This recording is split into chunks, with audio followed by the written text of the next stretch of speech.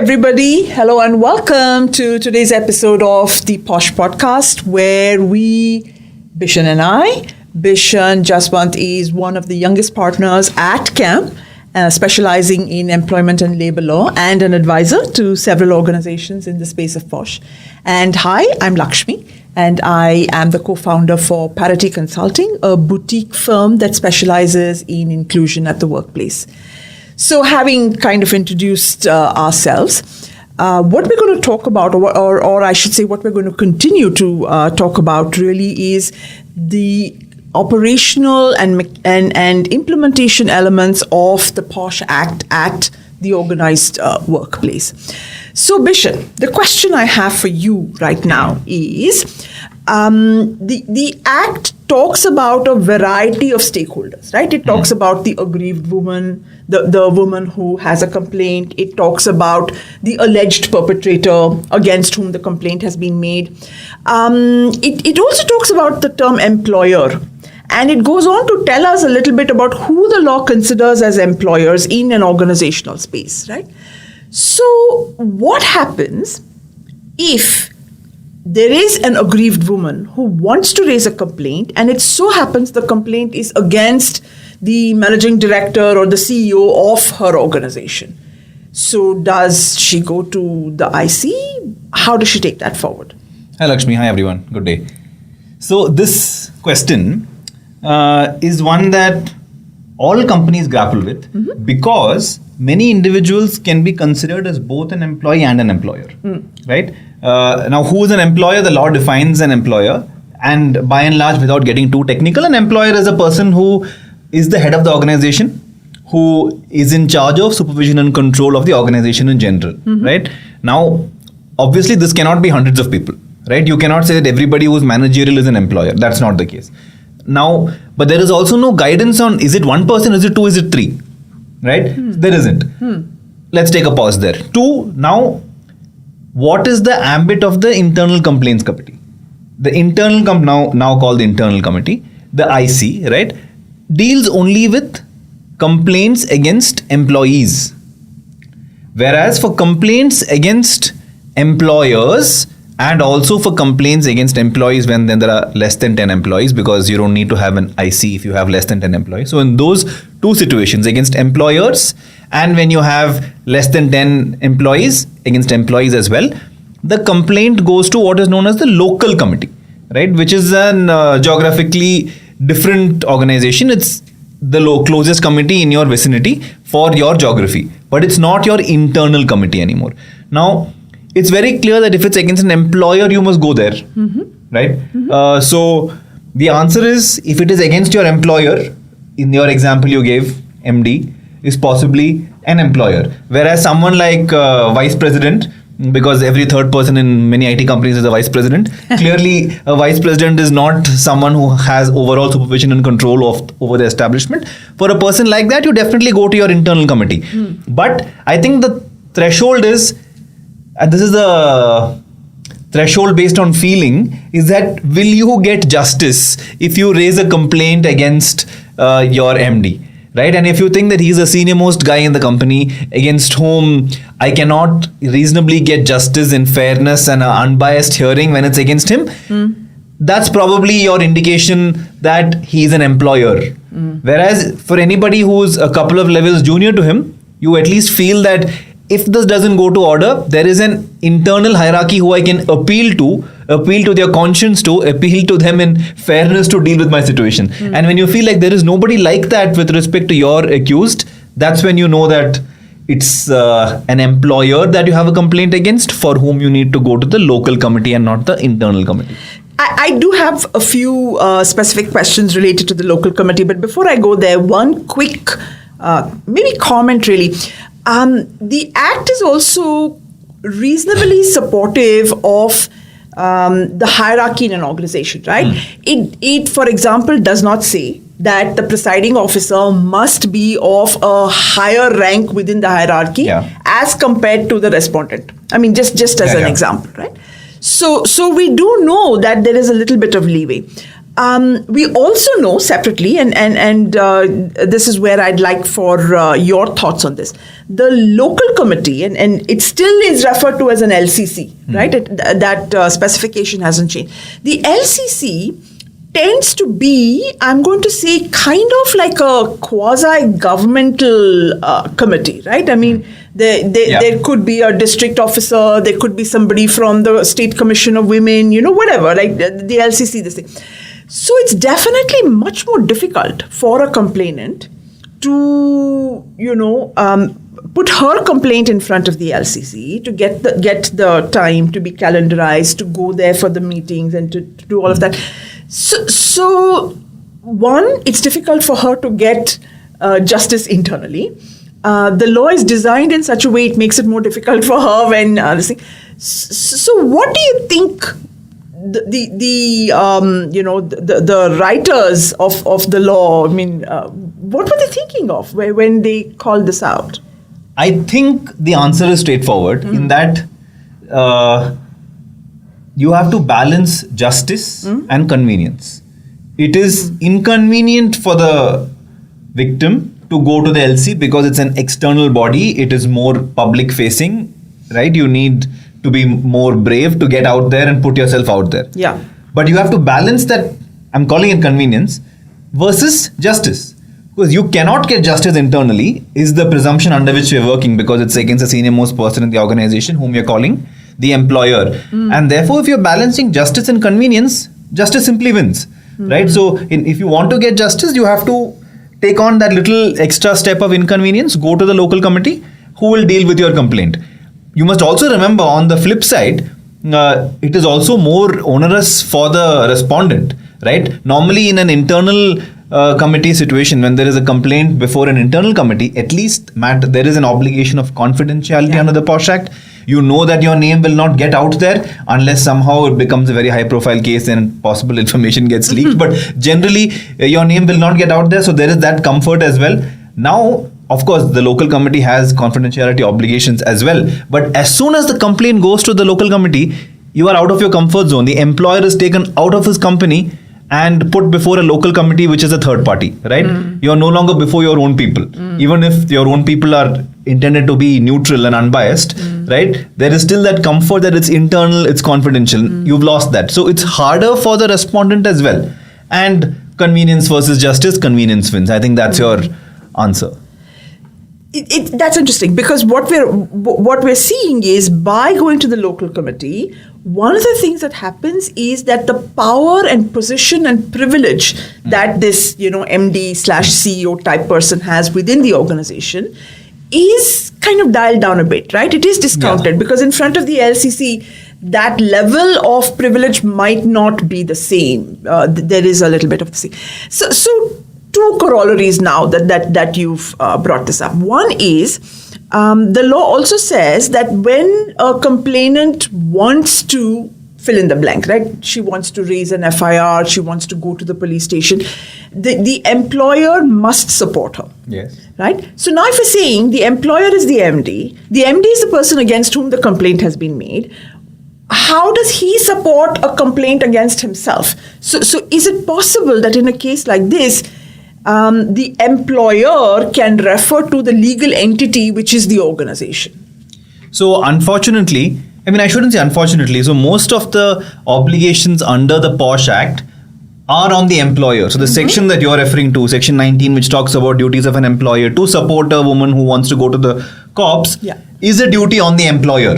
Right? But there is no reasonable way in which you can read employer to mean an individual in this case if the complaint is against the individual. Right? So we have to, in this case, the only reasonable way of reading it is to say that the employer is the organization. All the obligations that are on the employer are on the juristic person, that is the company, right? Because the company is also a juristic person in the eyes of the law, and that company is now the employer.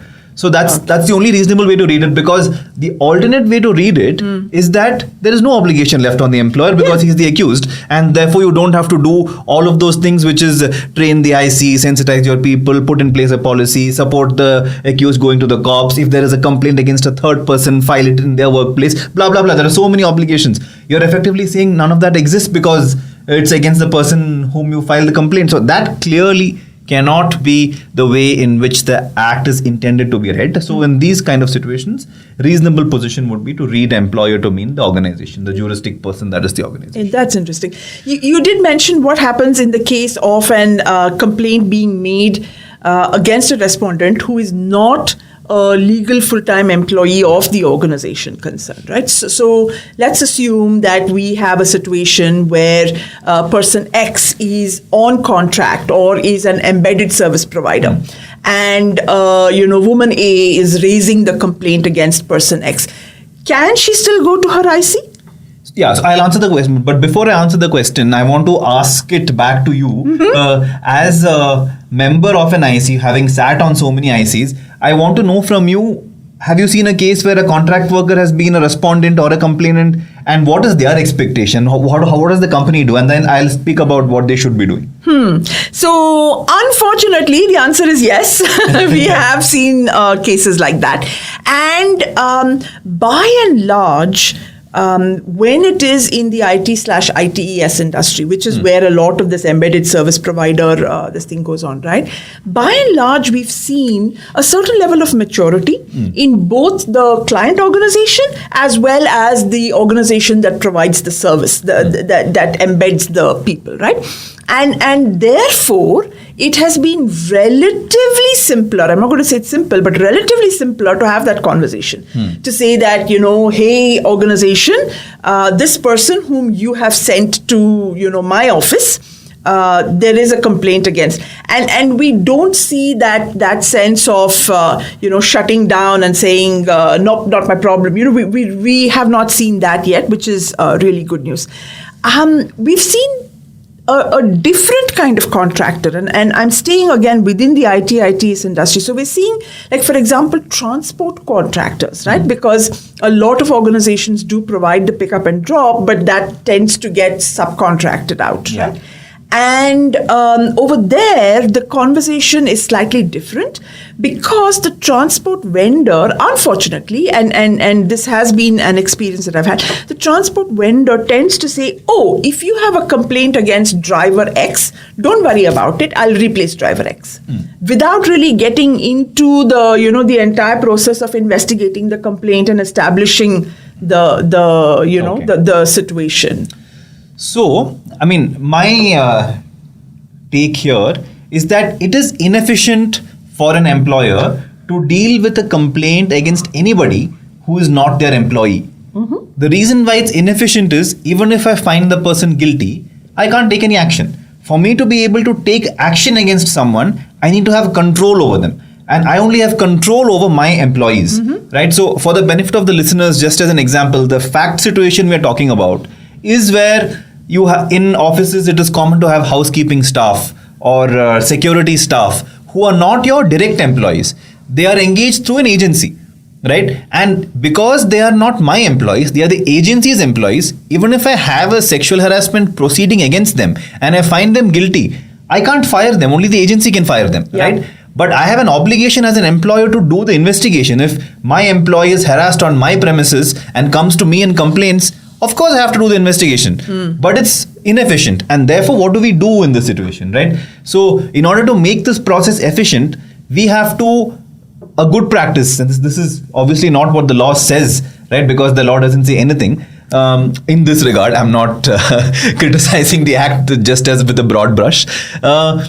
In this regard, a best practice would be for the employer and the agency providing the housekeeping staff or the security staff or the transport staff you're talking about to in the contract set out very clearly that when the complaint is to do with your personnel being the accused, the matter will be dealt with by you, assuming that the complainant, who is my employee, is comfortable with you handling the matter. So that's a contractual arrangement that we can have. Or the contractual arrangement can be that I will do the investigation and I will come up with a recommendation, but you are obligated to implement it. So at least there is some meaning for the investigation that I'm doing. right? And I think that's a possible best practice to put in place, because otherwise I can do an investigation as a formality, but that has really no meaning unless you can see end results. Yeah. So from an IC's perspective, right, is there an obligation on the part of the IC to share this information with the complainant upfront? So something that we've kind of encouraged our clients to consider is a one-on-one conversation with a complainant when she comes forward with her written complaint, right? And we say that in that conversation, remind her of what the Act says, like you and I have talked about. Talk about the importance of confidentiality. Talk about the commitment that we, the IC, will make to her. Talk also about the process itself and say that, look, expect to experience this, and then all the other stuff, and including the cross-examination with the thing. So when it's a contract employee or it's an embedded service provider, is there an obligation on the part of the IC to include that information that, hey, we will do the investigation and we will recommend action, or that we will be passing your complaint on to the to the employer of the respondent, and you, the complainant, will need to interact with the IC of that organization? So, a couple of things here. One, you cannot force the complainant to do anything. If the complainant has come to you, it's your obligation to carry out the investigation. So you can't say that you will now go to them. You can ask them, are you okay with you now having your complaint dealt with by G4 Securitas or TAN, whoever are these agencies who deal with housekeeping staff and security service. If they are okay with it, sure. But if they are not okay with it, you still have to deal with it. Two, you have multiple vendors, right? It's not one vendor that you're dealing with. You have housekeeping staff, gardening staff, security staff, driver staff, etc. And you probably have different contracts with each of them. Yes. And your arrangements with each of them may be different. With one person, you may say, I will recommend, you will implement. With another person, you may say, we will have a joint committee. With another person, you may say, if it is your employee who's accused, you will deal with it. There can be multiple arrangements. Now you can't, but you can only have one policy for your employees, right? Yeah. So you can let employees know by and large that if your complaints are against an accused who is not our employee, right? The manner in which the complaint is dealt with may be slightly different, but don't worry, without your consent, we won't take any action or force you to go elsewhere. So there can be a broad policy, but it can't be specific for these reasons. So can you, or would you recommend that we actually include that particular clause in the general overall Posh policy? To say that if a complaint is made against this thing, and again, like you said, in broad terms, right? I would. I think that's the only one good place where it can be. The place where it should be fleshed out in greater detail is in the contract that you have with the individual agencies, the service providers. So I think that's the way in which to deal with it. Here we should also talk about briefly. So in this episode, we've been talking about complaints against non-employees by and large. We said against the employer. We spoke about against contract workers. We should also touch briefly upon complaints against complete third parties, right? At least with a contract worker, you know that there is an associated agency you're dealing with who's a friendly agency who may take your recommendation on. You may help cooperate with you to deal with the situation. But imagine a situation where a salesman comes into your office from a completely unrelated third-party organization, harasses your employee and leaves, right? Your employee has been harassed in her own workplace. She will naturally come to you to deal with this complaint. But you have no authority over the random salesman who's entered your office, harassed somebody and left. So how do you deal with this, right? That's a common question that will come up as well. I mean, the law has an answer for it. The law says that you must raise the complaint in the workplace of the respondent, which makes sense, so that it is that person's employer who can punish the respondent, right? But you again can't force your complainant to go there. So you have to hope for it to work out and everybody be on the same page. Have you seen cases like this? Again, my answer is going to be unfortunately yes. And exactly to your point, I mean, this is very much a case-by-case resolution, right? I mean, there are some instances where happily things have worked out in the sense of there's been a willingness to investigate whatever the final recommendation and stuff. But there have also been cases where organizations have they've grappled with this. It is an open question. But something that we are seeing, and to your point, that organizations are learning from this. So when something like this happens and they realize that, okay, we don't have a ready-made answer, then we know that they're looking to say, okay, how can we incorporate this learning into our employee or HR or Posh policy, as the case may be, right? So I'm going to actually look back to where we started, which is, what happens when the complaint is against the employer and, the woman has to go to the LCC. So in a case like this, where the respondent is not a full-time employee, does the premise of the law which says that if the complainant asks for support from the organization saying, hey, I don't believe in any of this, I want to go to the police station and I want to raise an FIR, does the employer of the complainant, does the employer have or are they obliged to support this woman in her choice? So the law doesn't require the employer to support the woman in filing a complaint before the local committee, right? That's a right that she has. But the law still does require an employer to support her in filing a complaint to the police if she so wishes. So the answer to one part of the question is not really, in that, not that you don't support her, but there is no active obligation to support her. Sure. But on the other hand, if it's to the police, there is an active obligation to support her. So that's broadly the difference between the two. All right. Okay. So as always, Bishen, it's been exciting and interesting chatting with you. Absolutely. And I'm really looking forward to, doing a little bit of a deep dive into possibly another topic, which would be, but I didn't mean it. Right? Why are you being so sensitive? So this whole concept around was the intent of the person really something, or is the intent of the person something that the IC needs to take into consideration?